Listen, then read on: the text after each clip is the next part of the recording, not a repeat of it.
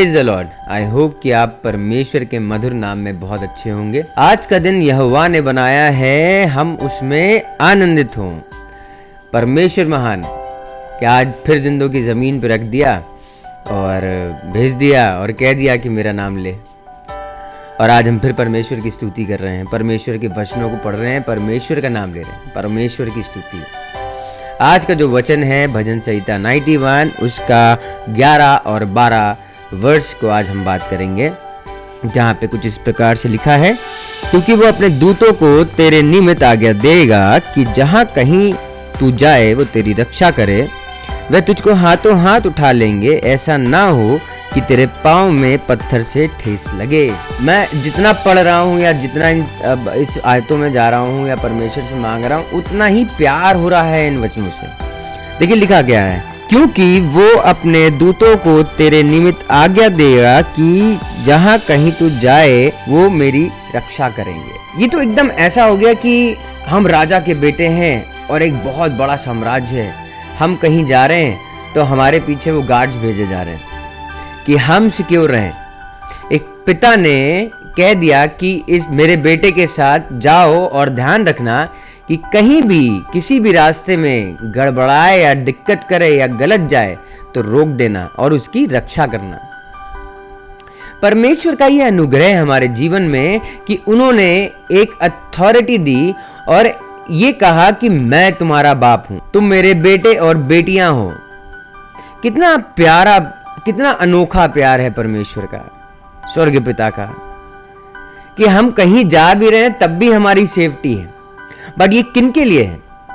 जो परमेश्वर की तरफ मुड़ चुके हैं और जो परमेश्वर से प्यार करते हैं, जो परमेश्वर पे भरोसा रखते हैं कि वही हमारे उद्धार करता है, वही हमारे फादर हैं।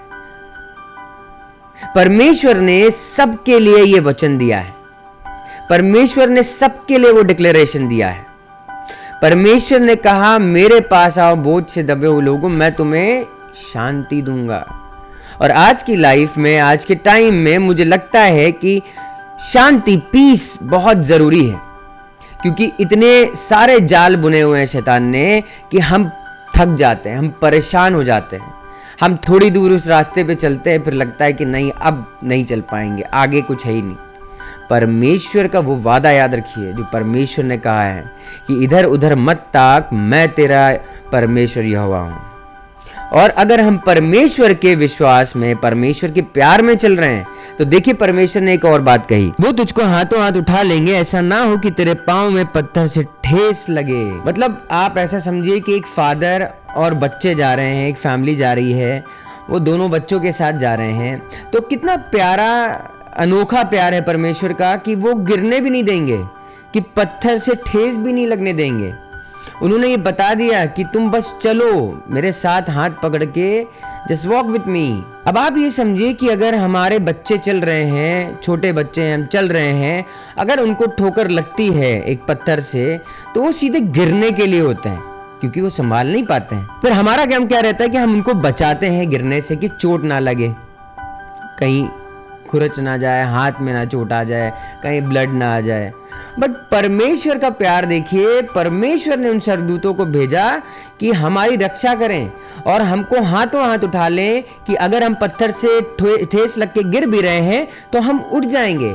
यहाँ पे पत्थर से ठेस लगने का मतलब है संसारिक रीति से अगर हम चल रहे हैं और अगर हम कोई पाप कर रहे हैं या हम पाप के रास्ते पे जा रहे हैं या हम एक नेगेटिव चीजों को अपने पास अपना रहे हैं, तो उससे परमेश्वर ने कहा है कि रक्षा करेंगे। अगर हम किसी तकलीफ में गुजर रहे हैं तब वहां पे मौजूद रहेंगे हमारी रक्षा करने के लिए, क्योंकि शैतान तो घात लगाए बैठा है कि कब हम गिरे और वो और चोट लगा दे।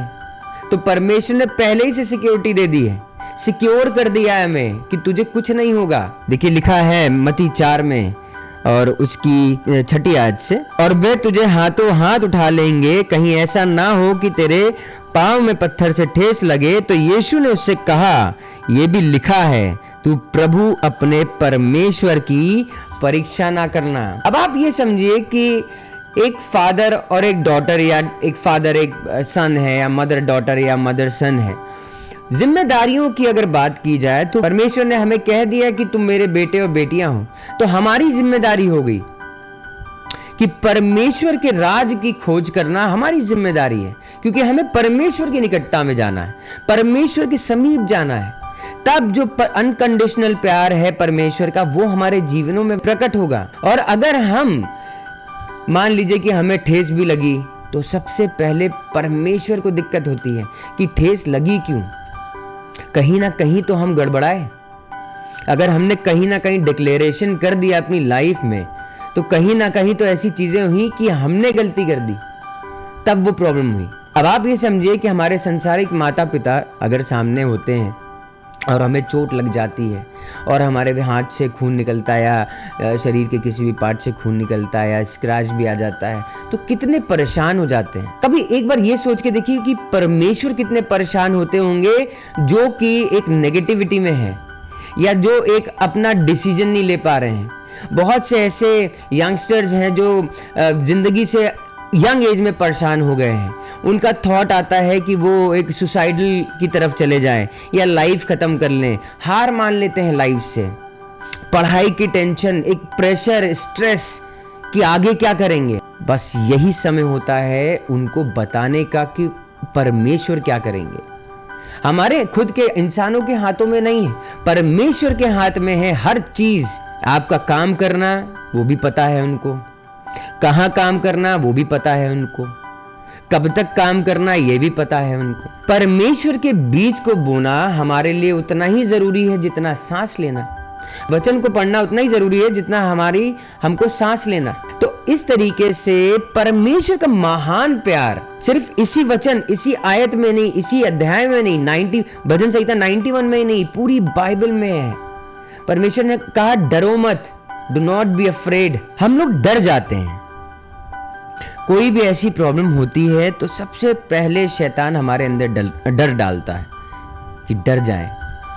अब वो क्यों डर डालता है? क्योंकि हम तो डिक्लेयर कर रहे हैं कि परमेश्वर हमारे साथ है। फिर वहां पे डाउट आ जाता है, अरे हम तो डर गए। फिर हमको याद आता है अरे परमेश्वर तो हमारे साथ है। आजकल तमाम आप पूरी दुनिया भर में जो चीज़ें चल रही हैं वो आप देखेंगे कि जो यूथ है, जो यंगस्टर्स हैं, वो अपने करियर ओरिएंटेड नहीं है, करियर की तरफ पॉजिटिव नहीं हो पाते हैं, परेशान हो जाते हैं, प्रेशर ले लेते हैं। फिर उनको लगता है कि अब मैं कुछ नहीं कर सकता या नहीं कर सकती। फिर उनका लास्ट ऑप्शन बचता है जो शैतान का बहुत अच्छा वार है, बहुत अच्छा औजार है या वेपन है, कि सुसाइड कर लें। बहुत से ऐसे लोग हैं कि वो परेशानी में रह रहे हैं क्योंकि उन तक वचन नहीं पहुंच रहा है, उन तक परमेश्वर की आशीष नहीं पहुंच रही है, क्योंकि इतनी बाधाएं डाल दी हैं शैतान ने पूरे दुनिया में, पूरे संसार में, कि वो उसी में फंसे हुए हैं। टाइम मैनेजमेंट को लेके शैतान ने ऐसी युक्तियां कस दी हैं कि हम उससे नहीं निकल पा रहे हैं। कहीं भी जाना है हमारे पास समय नहीं होता, परमेश्वर के लिए समय नहीं होता बेसिकली, क्योंकि हम अपने कामों में, अपनी दुनिया में बहुत व्यस्त हैं। परमेश्वर का आना निकट है, ये तैयारी का समय है। एक बार सिर्फ यीशु के नाम से भगा के देखिए, शैतान यूं भागेगा, क्योंकि परमेश्वर ने वो हमारे मुंह में वचन डाले हैं और वो अथॉरिटी दी है कि हम यीशु के नाम से बीमारों को चंगा कर सकते हैं, शैतानों को भगा सकते हैं। एक बार अगर हमारे ऊपर वो एक बार हमने अपने अंदर अपनी लाइफ में उसको एक्सेप्ट कर लिया तो लाइफ चेंज हो जाएगी, पर्सपेक्टिव चेंज हो जाएगा, देखना नजरिया चेंज हो जाएगा। अब मान लीजिए जैसे कि हम कहीं काम करते हैं और हमारे अगर पास में वो ऑफिस का एक आईडी कार्ड होता है तो हमको लगता है ना कि हम यहाँ से बिलोंग करते हैं या यहाँ पे काम करते हैं।